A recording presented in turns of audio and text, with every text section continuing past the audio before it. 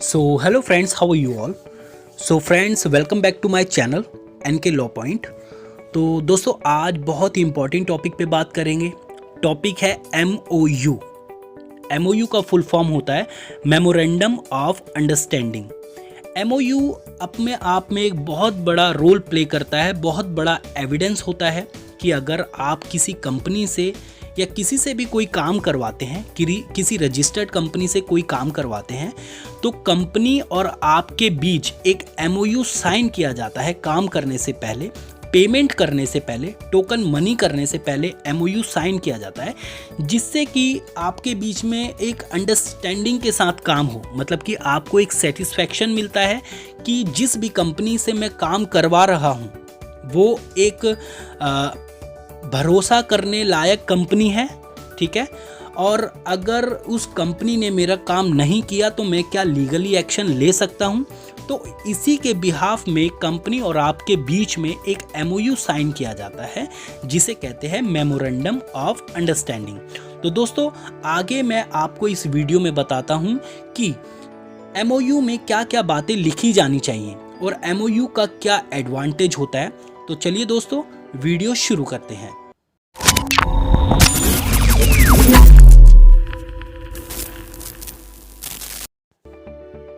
तो दोस्तों सबसे पहली बात तो MOU का मतलब आप समझ ही गए होंगे। MOU का मतलब होता है मेमोरेंडम ऑफ अंडरस्टैंडिंग, मतलब कि कंपनी ऑफ आपके बीच में एक अंडरस्टैंडिंग के साथ काम की शुरुआत करना, ठीक है। कंपनी और आपके बीच में एक एग्रीमेंट होता है, एक अंडरस्टैंडिंग के साथ MOU साइन किया जाता है कि कंपनी लायबिलिटी लेती है आपका काम करने के लिए। दूसरा पॉइंट ये है दोस्तों कि MOU एक अपने आप में बहुत बड़ा एविडेंस होता है। इसका एक बहुत बड़ा एडवांटेज होता है कि मान लीजिए अगर कंपनी MOU साइन करवाने के बाद आपका काम नहीं करती है और आपसे पैसे ले लेती है मगर आपका काम नहीं करती है, तो उस कंपनी के खिलाफ आप लीगली एक्शन ले सकते हैं। तीसरा पॉइंट है दोस्तों विच पर्पस, मतलब कि किस पर्पस से जो MOU साइन करवाया जाता है। तो देखिए दोस्तों पर्पस यही होता है कि मान लीजिए आप किसी को पैसे देते हैं, ठीक है, और आप किसी से अपना काम करवाते हैं। मान लीजिए कोई लाइसेंस बनवाते हैं, जैसे कि फूड लाइसेंस हो गया, ड्रग लाइसेंस हो गया, या मैन्युफैक्चरिंग लाइसेंस हो गया, कॉस्मेटिक लाइसेंस हो गया, किसी भी तरीके का लाइसेंस बनवाते हैं। तो कंपनी आपका काम तो करती है मगर आपको एक सेटिस्फैक्शन नहीं होती कि कंपनी मेरा काम करेगी भी या नहीं करेगी। आप उसको एडवांस दे देते हैं, आप उसको टोकन मनी दे देते हैं, मगर आपके अंदर एक सेटिस्फैक्शन होना ज़रूरी होता है, जो कि ये MOU के थ्रू आपको सेटिस्फैक्शन मिलता है कि कंपनी ने मेरे साथ एक MOU साइन किया है अंडरस्टैंडिंग के साथ कि कंपनी इतने टाइम पर मेरा काम कर देगी। अब देखिए दोस्तों आगे MOU में देखते हैं। MOU में जो डिटेल्स आती है, एक तो जिस भी कंपनी से आप काम करवा रहे हैं वो रजिस्टर्ड कंपनी होनी चाहिए, ठीक है। कंपनी का रजिस्ट्रेशन होना बहुत ज़रूरी है जिस भी कंपनी से आप काम करवाते हैं। आप किसी कंपनी से काम करवाते हैं तो उस कंपनी का पूरा नाम लिखा जाता है, कंपनी का पूरा डिटेल्स होता है, मतलब कि कंपनी कहाँ पर है, उसका फुली एड्रेस क्या है, उसके ऑनर का नाम क्या है, कंपनी की ये फुल डिटेल्स होना ज़रूरी है MOU में। और सेकेंडली फिर आपकी डिटेल्स लिखी जाती है कि आपका नाम ये है, आपका रेजिडेंस एड्रेस ये है और आप इनसे ये काम करवा रहे हैं, ठीक है। ये फुल डिटेल्स MOU में होना बहुत ज़रूरी होता है।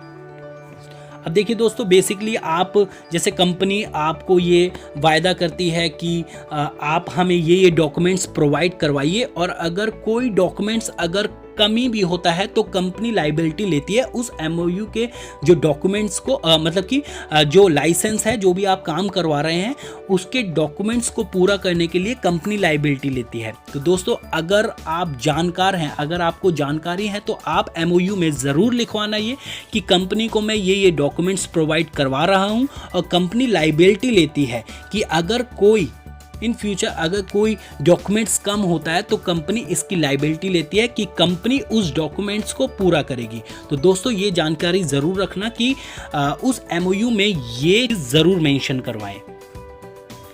अब देखिए दोस्तों, एमओयू का एक बहुत बड़ा रोल ये होता है कि देखिए दोस्तों, आप किसी कंपनी से काम करवाते हैं तो आपको पेमेंट करना है। कंपनी तभी काम प्रोसेस में करती है जब आप उसको टोकन मनी दे देते हैं, आप उसको एडवांस पेमेंट दे देते हैं। तो दोस्तों, आपको ये मैं बताना चाहूँगा कि बहुत ज़रूरी है आपको ये जानना कि एमओयू आप तभी साइन करें, ठीक है, पेमेंट आप तभी करें जब आप एमओयू को साइन कर दें, ठीक है।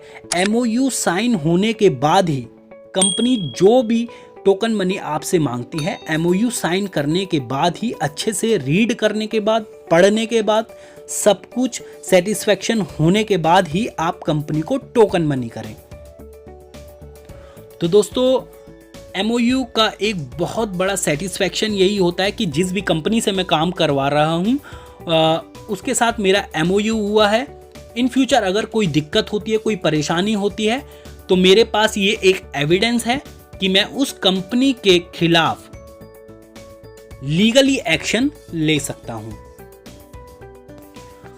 तो दोस्तों, कुल मिला के यही होता है कि एमओयू साइन करने के बाद जो है कंपनी की ये रिस्पॉन्सिबिलिटी होती है और आपको एक सेटिस्फैक्शन मिलता है कि एक म्यूचुअल कंसेंट के बाद, एक म्यूचुअल अंडरस्टैंडिंग के बाद ही आप काम का प्रोसेस आगे शुरू करते हैं। तो होप दोस्तों आपको ये बातें समझ आई होगी और एमओयू क्या होता है, इसका क्या यूज़ होता है, क्या एडवांटेज होता है, पेमेंट आपको कैसे करनी चाहिए, क्या क्या डिटेल्स होनी चाहिए एमओयू में, आपको पूरी जानकारी होप मिल पाई होगी।